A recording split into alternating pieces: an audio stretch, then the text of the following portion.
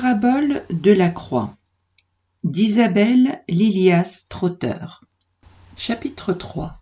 La mort au péché et la voie conduisant à la vie de sainteté.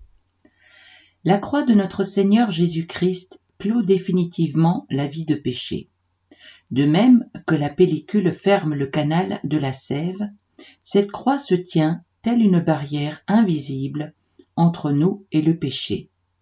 Si nous sommes assurés qu'elle est là, c'est-à-dire si nous la plaçons là par la foi et la volonté, son tombeau vide laisse la voie libre à une vie dans laquelle nos forces naissantes pourront se développer dans toute leur vigueur printanière.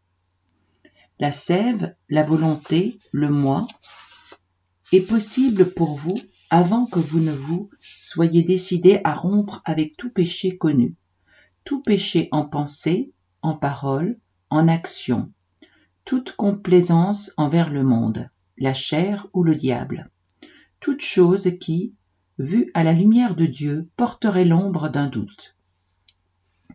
Il nous faut rompre non pas une série de luttes et peu à peu, mais par un acte honnête de renoncement et en persévérant dans la foi et l'obéissance.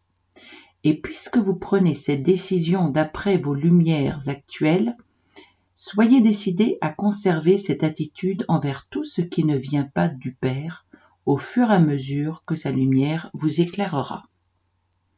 Dieu, de son côté, vous insufflera sa puissance de résurrection, car la croix et le tombeau vide ne demeurent pas séparés longtemps. La loi de l'esprit de vie peut maintenant travailler en vous, puisque vous avez délibérément abandonné toute attache avec le péché. Dieu, par son travail de purification dans vos cœurs et les souffles de son esprit en dehors de vous, vous rendra vraiment libre, comme les feuilles nouvelles lorsque s'envolent les anciennes. Ceci nous amène au côté positif du problème, car une fois la semence de mort visant la vieille nature exécutée, la nouvelle nature peut être manifestée. La rupture avec tout péché connu est le point de départ de la sanctification et n'en est pas le but. Cette rupture est le côté négatif. C'est grâce à elle que Dieu peut sans obstacle développer en nous son idéal. C'est lorsque l'hiver mortel a accompli son œuvre que le soleil permet à chaque plante de reconquérir sa personnalité et la rend à une vie exubérante et parfumée. La sainteté n'est pas seulement le dépouillement des anciennes feuilles du péché, c'est aussi la vie de Jésus agissant en nous. Peu importe si nous nous sentons absolument impuissants en face de cette merveilleuse vie de Jésus. Si les conditions sont remplies, la sève puissance secrète en nous, ancien canot fermé, le soleil fera le reste. Du sein de la mort apparente, de la stérilité des difficultés, la nouvelle floraison jaillira. Ne limitons pas le sein d'Israël en lui permettant d'accomplir ses miracles que dans un avenir éloigné. Combien les branches dénudées de l'arbre fruitier nous apparaîtraient stériles en février si nous ne les avions vues dans leur merveilleuse parure du printemps.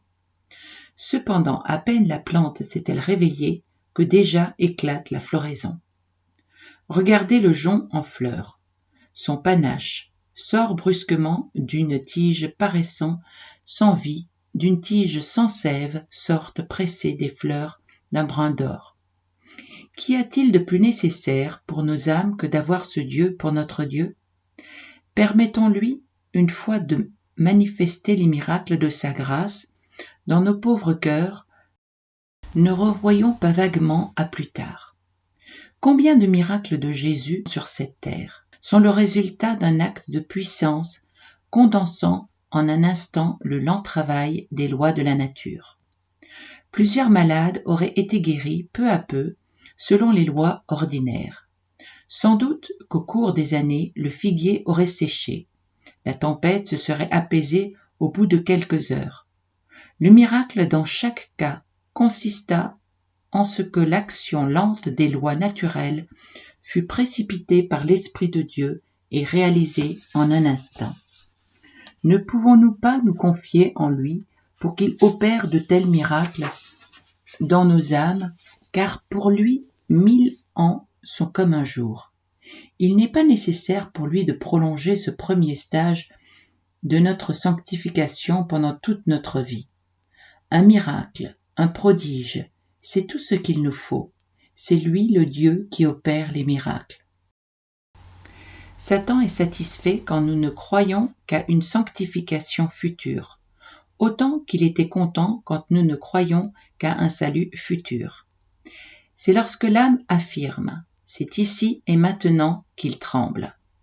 Quelle que soit la grâce dont votre âme a besoin, croyez qu'elle vous sera donnée immédiatement à l'instant même de la dure nécessité. L'action de Christ est simple et rapide. Tout ce que vous demanderez quand vous priez, si vous croyez, vous le recevrez. Matthieu 21, 22. L'Esprit vivifiant de Dieu n'a pas raison de notre stérilité seulement, mais aussi de notre difficulté et de toutes les choses les plus déplorables qui nous entourent. Regardez ce rameau de genêt. Pendant toute l'année, les épines se sont durcies et affilées. Le printemps arrive, les épines ne tombent pas, ni ne s'amollissent. Elles demeurent aussi acérées que jamais, mais bientôt 2 bourgeons en forme de petites boules brunes apparaissent juste au milieu de l'épine de l'an passé.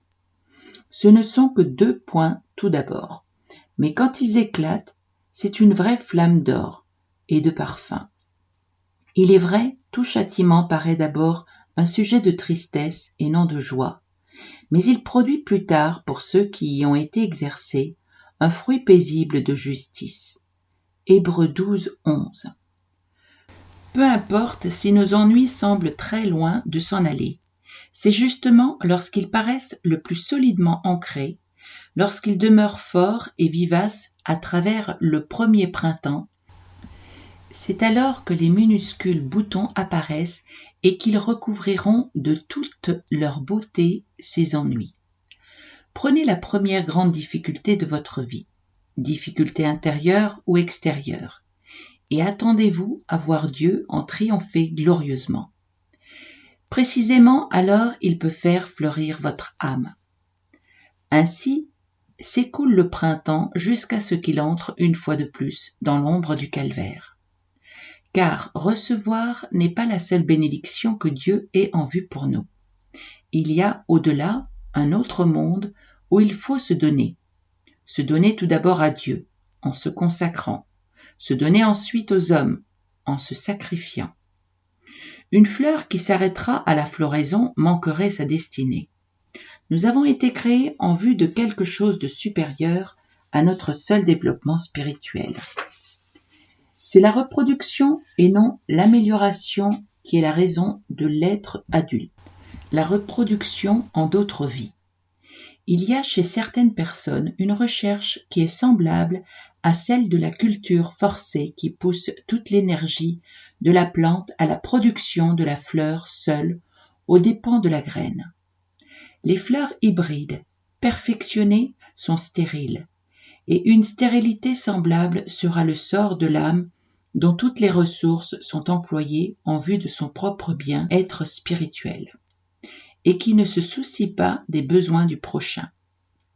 La vraie fleur, la fleur idéale, est celle qui emploie ses dons dans un but. Le parfum et l'éclat de la fleur ne sont pas créés pour sa gloire, mais uniquement pour attirer les abeilles et les papillons. Ceux-ci, grâce au pollen qu'ils transportent, la fertilisent et la rendent féconde. Tout l'éclat de la fleur, une fois la fécondation accomplie, peut disparaître. Il y a plus de bonheur à donner qu'à recevoir. Nous aussi, nous sommes sauvés pour sauver. Nous avons été créés pour donner, pour nous dépouiller complètement afin d'avoir davantage à donner. La pierre absorbe tous les rayons lumineux qui la frappent. Le diamant, au contraire, les renvoie. Par chacune de ses facettes, il ne reçoit pas seulement, mais il rend davantage. La beauté surnaturelle de l'opale parvient du même procédé, mais agissant à l'intérieur de la pierre. Le microscope nous montre en effet que l'opale est brisée de parts en parts, Ces innombrables fissures attirent et renvoient tous les rayons qu'elles reçoivent. Oui, nous avons devant nous la possibilité de vivre une vie admirable, une vie saisie par la passion de donner, une vie vécue pour Dieu, une vie dépensée en faveur des hommes, vie consacrée au travail le plus difficile et pour les plus grands pécheurs. Mais comment entrer dans cette vie ? Comment échapper à la vie égoïste qui nous tient même une fois que la vie de péché a lâché son étreinte ? Revenons à la croix. Si nous l'acceptons, elle ne nous libère pas seulement de la condamnation du monde et du péché, mais aussi du pouvoir des choses extérieures et de la tyrannie du moi. Elle ne nous amène pas seulement au pardon et à la sainteté, mais nous conduit à la consécration et au sacrifice. Car l'idée centrale de la croix est celle d'une vie perdue afin d'être retrouvée chez les autres. Revenons aux illustrations que Dieu nous donne de cette vérité. À mesure que la plante se développe, une nouvelle époque de dépouillement se présente. Tout d'abord, ce n'étaient que les vilaines feuilles mortes qui devaient s'en aller maintenant, ce sont les beaux pétales neufs, ils doivent tomber sans raison apparente, puisque nul n'est enrichi par leur perte. Et le premier pas dans le royaume du don, c'est un pareil abandon, non envers les hommes, mais envers Dieu. Un abandon absolu de tout ce que nous avons de meilleur. Aussi longtemps que notre notion de consécration est limitée à celle du seul renoncement à ce qui est illégitime, nous n'en avons pas encore saisi la vraie signification. Notre idée n'est pas digne de ce nom, car en effet aucune chose souillée ne peut être offerte en sacrifice. La vie que Christ livre sur la croix était sans péché. Le trésor offert là était donné de Dieu et béni de Dieu.